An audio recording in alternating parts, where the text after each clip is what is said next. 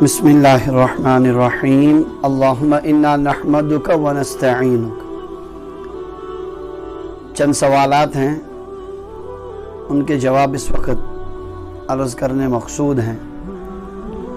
پہلا سوال ہے، کسی نے پوچھا ہے مغرب سے پہلے 2 رکعت، رسول اللہ صلی اللہ علیہ وسلم نے فرمایا مغرب سے پہلے 2 رکعتیں پڑھو، پھر فرمایا مغرب سے پہلے 2 رکعتیں پڑھو جس کا جی چاہے۔ یہ اس اندیشے سے فرمایا کہ لوگ اس کو راتب سنت نہ بنا لیں۔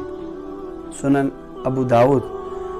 اس کی وضاحت مطلوب ہے کہ کسی صاحب نے سوال پوچھا ہے مغرب سے پہلے 2 رکعت پڑھنے کے بارے میں، تو یاد رکھیے احادیث میں اس کا تذکرہ ہے۔ صحابہ فرماتے ہیں کہ آپ صلی اللہ علیہ وسلم کے زمانے میں بعض اوقات مؤذن جب اذان شروع کرتا تھا تو ہم 2 رکعت جلدی جلدی ستونوں کے پیچھے پڑھ لیتے تھے۔ اسی طرح اور بھی چند روایتوں میں اس کا ذکر ہے۔ حقیقت یہ ہے کہ وہ وقت جو ہے مغرب کے بعد کا وہ اچھا وقت ہے، اس وقت نماز پڑھنی مکروہ نہیں ہے، تو اگر کوئی آدمی نماز پڑھنا چاہے اس وقت پڑھ سکتا ہے، اس وقت نماز پڑھنا بالکل جائز ہے۔ لیکن یہ ہے کہ عام حالات میں اس کی وجہ سے مغرب کی جماعت میں تاخیر ہو جائے گی، اس لیے فقہاء کرام نے اس وقت نماز پڑھنے کو پسند نہیں کیا ہے۔ چنانچہ تقریباً ائمہ 4 اس پر متفق ہیں کہ اس وقت نفلیں پڑھنا مستحب بھی نہیں ہے، بس جائز ہے۔ اصل بات یہ ہے کہ جو مکروہ وقت عصر کے بعد شروع ہو جاتا ہے نوافل کے لیے، وہ مکروہ وقت کس وقت ختم ہوگا وہ بتانے کے لیے آپ صلی اللہ علیہ وسلم نے صحابہ سے فرمایا کہ مغرب سے پہلے 2 رکعتیں پڑھ لو، مطلب اگر پڑھنا چاہو تو پڑھ سکتے ہو۔ یہ در حقیقت یہ بتانا ہے کہ وہ جو ممانعت تھی وہ ختم ہو گئی، غروب آفتاب کے ساتھ وہ ممانعت بھی ختم ہو گئے۔ اب کوئی آدمی چاہے نماز پڑھنا چاہے پڑھ سکتا ہے، لیکن چونکہ اس کی وجہ سے مغرب کی نماز میں تاخیر ہو جاتی ہے، اس لیے صحابہ کے زمانے میں بھی بعد میں اس کا رواج نہیں رہا اور اس کا رواج ختم ہو گیا۔ بیان مسئلہ کے لیے اللہ کے نبی صلی اللہ علیہ وسلم نے اتنا یقیناً فرمایا ہے کہ پڑھو۔ بہرحال یہ بات اگر سمجھ میں آ جائے تو مسئلے کا خلاصہ یہ نکلا کہ اس وقت نفل پڑھنا جائز ہے، کوئی سنت نہیں ہے۔ خود حدیث کے الفاظ ہیں کراہیت ان یتخذها الناس سنتا، اس بات کو آپ نے ناپسند کیا کہ لوگ اس کو سنت بنا لیں، اس لیے آپ نے فرمایا جو چاہے پڑھے، تو اس لیے سنت نہیں ہے، پڑھنا چاہے پڑھ سکتا ہے۔ لہذا عام حالات میں تو نہیں پڑھنا چاہیے کیونکہ اس کی وجہ سے مغرب میں تاخیر ہوگی۔ ہاں اگر کسی وقت ٹائم ملتا ہو، امام صاحب کو 2-4 منٹ تاخیر ہو گئی، معلوم ہے کہ اس کو 2-4 منٹ وضو میں لگیں گے، اتنے میں کوئی پڑھ لے تو ٹھیک ہے۔ یا بعض اوقات رمضان المبارک میں افطاری کے بعد جماعت میں بعض جگہوں پر رکھتے ہیں 5-7 منٹ جماعت کھڑی کرنے کے لیے، تو ان منٹوں میں اس وقت اگر کوئی آدمی چاہے پڑھنا تو پڑھ سکتا ہے۔ خلاصہ کلام ہے کہ اس وقت نماز پڑھنا جائز ہے لیکن سنت نہیں ہے، اس لیے زیادہ کوشش کرنی چاہیے مغرب ہی میں جلدی کرنے کی، جیسے کہ حدیث امامت جبرائیل میں آپ صلی اللہ علیہ وسلم نے دونوں دن مغرب کو بالکل اول وقت میں پڑھا ہے، جو مغرب کا وقت مسنون ہے، اس لیے مغرب میں جلدی کرنی چاہیے۔ ہاں اگر کبھی موقع مل جائے تو ان 2 رکعتوں کو بھی پڑھ سکتے ہیں۔ امید ہے کہ اس سے انشاءاللہ مسئلہ حل ہوگا۔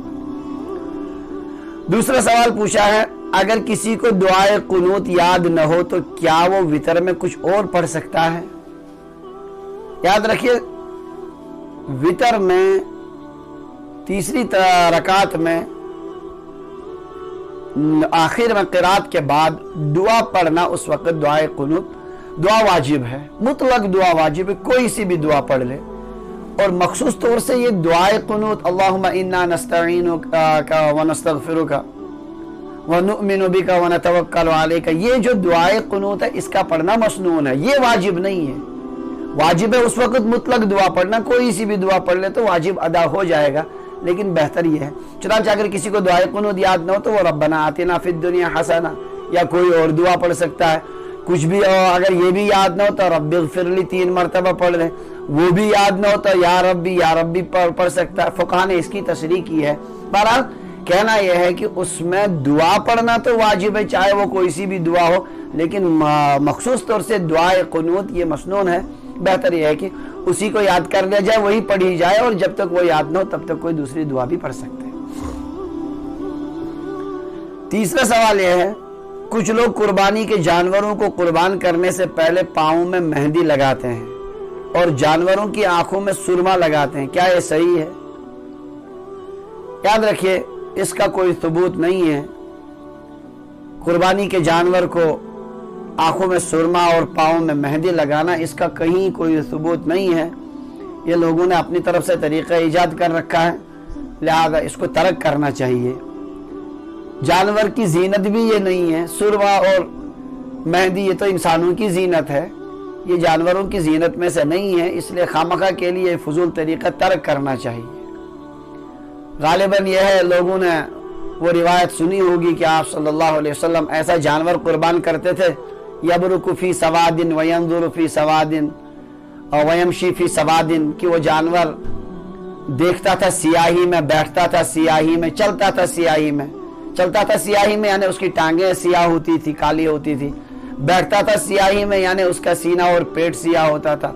देखता था सियाही में यानी उसकी आंख का जो इर्द गिर्द हिस्सा है वो सियाह होता था। तो लोगों ने देखा शायद ये चीज़ तो हम अपनी तरफ से नहीं कर सकते, उन्होंने उसका मुतबादिल गालिबन ये मेहंदी और सुरमे से लगाया है, लेकिन जाहिर सी बात है ये उसका मुतबादिल नहीं हो सकता, इसलिए ये तरीका काबिल तर्क है, इसका कोई सबूत नहीं है। चौथा सवाल पूछा है, सुन्नत और नफल नमाज में अगर सहव हो जाए तो सजदे सहव करना चाहिए या नहीं? यकीनन करना चाहिए। अगर सुन्नत में भी सजदा वाजिब हो जाए तो उस वक्त भी सजदे सहव करना होता है। बात यह कि सुन्नत और नफल जो है उसकी हैसियत सुन्नत की और नफल की तब तक है जब तक वो शुरू न की जाए। जब आदमी ने नफल नमाज शुरू कर दी, सुन्नत नमाज उसने पढ़नी शुरू कर दी, अब वो वाजिब होती है, उसको पढ़ना जरूरी होता है। यही वजह है कि अगर कोई सुन्नत को या नफल को तोड़ दे तो फिर उसको लौटाना जरूरी होता है। इसलिए जब वो शुरू करने के बाद वाजिब है, लिहाजा उसमें अगर कोई ऐसा काम हो जाए जिसकी वजह से सजदे सहव वाजिब हुआ करता है तो उसको सजदे सहव यकीनन करना पड़ेगा। पांचवा सवाल पूछा है, क्या इस्लाम में कोई वाज़ेह लिबास ड्रेस कोड रखा गया है? पैंट और शर्ट अगर खुला हो तो क्या ये पहनना जायज है? ये बड़ा चलता हुआ जुमला है। इस्लाम में लिबास नहीं है, लिबास की कोई तहदीद नहीं है, रिवाज के मुताबिक जैसा लिबास हो वैसा पहना चाहिए, बिल्कुल गलत है। इस्लाम ने लिबास के भी उसूल वज़ा किए। लिबास का असर इंसान पर होता है, जैसा लिबास आदमी पहनता है उसी के मुताबिक उसका तासुर और वो पूरे अंदर बातिन पर भी उसका असर पड़ता है। हजरत उमर रज़ी अल्लाह तआला अन्हु ने एक मरतबा एक जुब्बा पहना, नमाज के बाद उसको निकाल दिया। फरमाया कि इसकी वजह से दिल में अजीब से ख्यालात आए, इसलिए लिबास का असर पड़ता है। ऐसा कैसे हो सकता है? इस्लाम इसके बारे में रहनुमाई न फरमाए। चुनांचे शरीयत ने ये तो नहीं कहा है कि फला लिबास पहनो, कुर्ता पाजामा पहनो या फला ये कपड़े पहनो, ऐसा कोई मुतय्यन करके लिबास नहीं दिया है और मुमकिन भी नहीं था वो, क्योंकि लोगों के अलग अलग हालात हैं, मौसम अलग अलग हैं, हर जगह का अलग अलग तौर तरीका है।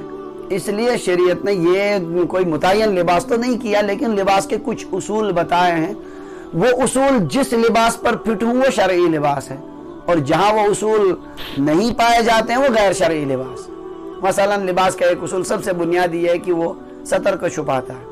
कुरान पाक में सूरह आराफ में है, या बनी आदम क़द अंज़लना अलैकुम लिबासन युवारी सौआतिकुम व रीशा, हमने तुम्हारे ऊपर ऐसा लिबास उतारा है जो तुम्हारे सतर को छुपाता है और बाइस जीनत है। तो सतर का लिबास का बुनियादी मकसद है सतर औरत, सतर का छुपाना। लिहाजा ऐसा लिबास जायज नहीं होगा जो इस मकसद को पूरा न करे। चुनांचे अगर कोई लिबास ऐसा है कि जो इंसान के जो सतर के आज़ा हैं, मर्द के नाफ से लेकर घुटनों तक और औरत का पूरा बदन सिवाय चेहरे और हथेली और दोनों कदमों के, अगर कोई ऐसा लिबास है जो इतने हिस्से को नहीं छुपाता है, सतर के हिस्से को, तो वो सरासर नाजायज और हराम होगा। मसलन मर्द ऐसा लिबास पहने, वो नेकर जिसे कहते हैं, अगर उसमें घुटने खुले रहें तो वो नाजायज होगा उसका पहनना। اسی طرح عورت اگر ایسا لباس پہنے کہ جس میں اس کے جسم کے اعضاء سطر کے جو ابھی بتایا گیا جسم میں سے حد اس میں سے اگر کچھ اعضاء کھلے رہیں تو وہ یقیناً پہننا حرام ہے، ناجائز ہے۔ دوسرا یہ ہے اگر کوئی لباس سارے سطر کے اعضاء کو تو چھپاتا ہے لیکن اتنا پتلا ہے کہ اس کی وجہ سے اندر کا سارا مطلب جسم نظر آ جاتا ہے تو اس کو پہننا بھی یقیناً حرام ہوگا، کیونکہ وہ بھی لباس کے مقصد کو پورا نہیں کرتا ہے۔ اسی طرح اگر کوئی لباس سارے جسم کو پہنا ہوا ہے لیکن اتنا چست اور ٹائٹ ہے کہ جس کی وجہ سے اعضاء سارے نمایاں ہو کر باہر آ جاتے نکلتے ہیں، اتنا ٹائٹ کوئی لباس پہنا ہوا ہے سطر کے اعضاء بھی اس کی وجہ سے نمایاں ہوتے ہیں تو یقیناً اس کو پہننا بھی حرام ہوگا، وہ جائز نہیں ہوگا۔ بہرحال لباس کا پہلا اصول یہ ہے کہ اس کی وجہ سے انسان کا سطر چھپ جائے۔ لباس کا دوسرا بنیادی اصول یہ ہے کہ اس میں مشابہت کا پہلو نہ ہو۔ نبی علیہ السلام نے فرمایا من تشبہ بقوم فہو منہم، جو کسی قوم کی مشابہت اختیار کرے گا وہ انہی میں سے ہوگا۔ لہذا اگر کوئی انگریزوں جیسا لباس اس لیے پہنتا ہے کہ میں انگریز جیسا نظر آؤں اور اسی طرح غیروں کا لباس پہنتا ہے میں ان جیسا نظر آؤں تو یقیناً وہ حرام ہوگا۔ اسی طریقے سے دیگر جو لباس ہے جو کسی مخصوص قوم کے شعار ہیں ان جیسا لباس کوئی پہنتا ہے، سکھوں کی طرح پگڑی پہنتا ہے، اسی طرح بدھو کی طرح وہ جو ان کا مخصوص قومی لباس ہے مذہبی لباس ہے اس لیے پہنتا ہے وہ ان جیسا میں نظر آؤں تو یقیناً وہ حرام ہے، قطعی طور سے حرام۔